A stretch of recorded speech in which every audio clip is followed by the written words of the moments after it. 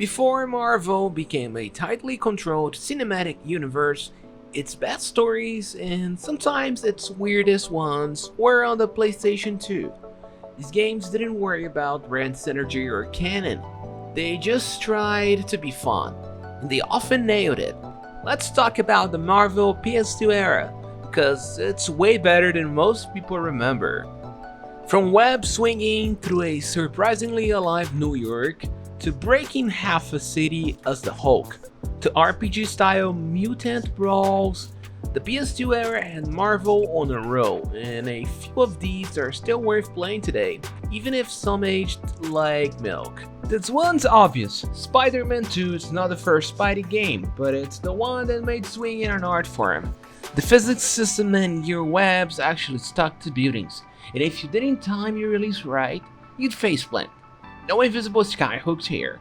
That freedom to move however you wanted made the city feel alive in a way most movie tie-ins didn't.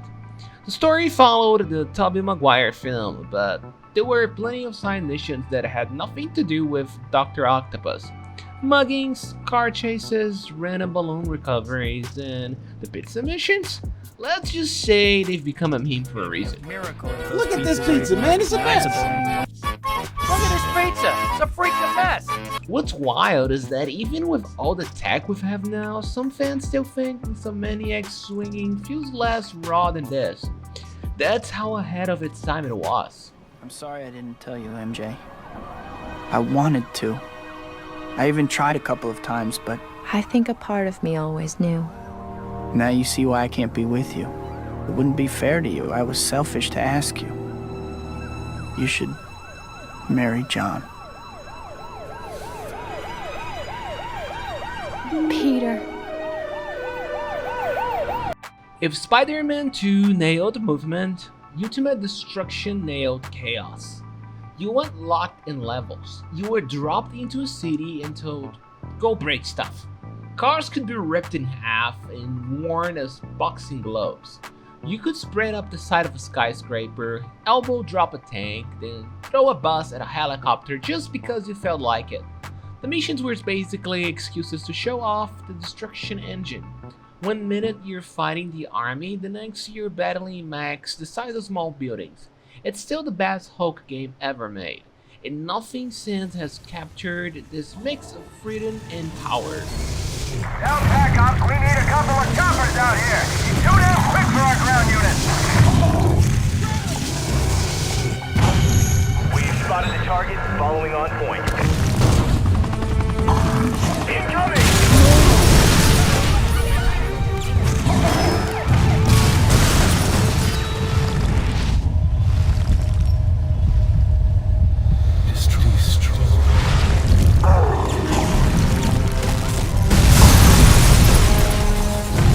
Before Marvel Ultimate Alliance became the big team-based game, there was XMen Legend.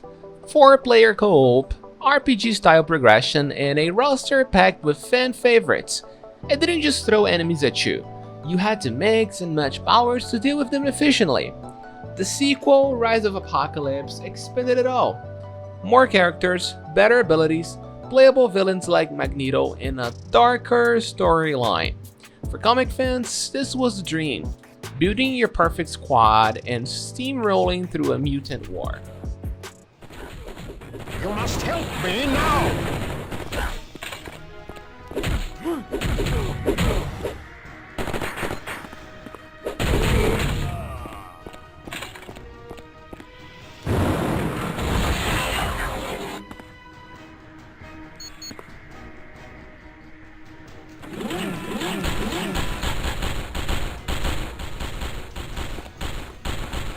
Most Marvel games wanted to be PG-13. The Punisher didn't care. It was gritty, violent, and unflinching. The interrogation system pushed the limits, so much that they had to censor it in black and white to avoid an adults-only rating. But even without the shock factor, it was a solid shooter. Cover mechanics, brutal close-quarters combat, and a visual style that made it feel like a graphic novel in motion. It's the kind of Marvel game that just wouldn't get made today, and that's part of why it stands out. Talk or you'll regret it. Leave me alone, asshole! How should I know what you... Damn it, you'll kill me if I tell you anything! Sucks to be them. Fantastic Four was not groundbreaking by any stretch, but as a local co-op brawler, it had charm. You got to control all four heroes, each with distinct powers. Mr. Fantastic stretching across rooms, Sue Storm shooting teammates, Human Torch flying and blasting flames, and the Thing delivering heavy punches that broke through walls. The game leaned into team combos, and if you had friends over, it was a decent way to fight through generic villains.